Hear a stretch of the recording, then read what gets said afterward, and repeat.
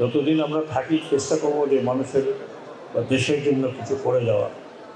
দেশটাকে আপনারা বিশ্বাস করেন এমন তছনছ হয়ে গেছে, ভেরি ডিফিকাল্ট, ভীষণ ডিফিকাল্ট, শুধু আমাদের জন্য না, আগামীতে যারা সরকার আসবেন তাদের জন্য। আরেকটু অনুরোধ করছি, আমাদের তরুণ প্রজন্ম যে স্যাক্রিফাইস করেছে এটাকে আপনারা বৃথা যেতে দেবেন না। এখনও চাঁদা, সন্ত্রাসী, চাঁদাবাজি এগুলো হচ্ছে। আমি অনুরোধ করব যারা নেতৃস্থানীয় আছেন, আপনারা সমাজে যারা আছেন তারা প্রতিহত করেন চাঁদাবাজি, কারণ অনেক হয়ে গেছে এবং এই কারণে দেশের আজকে এই অবস্থা হয়েছে।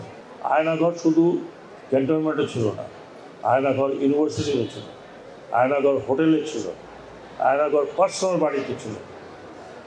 শুধু এক জায়গার কথা আপনারা জানেন, বাকি কথা আপনারা জানেন না।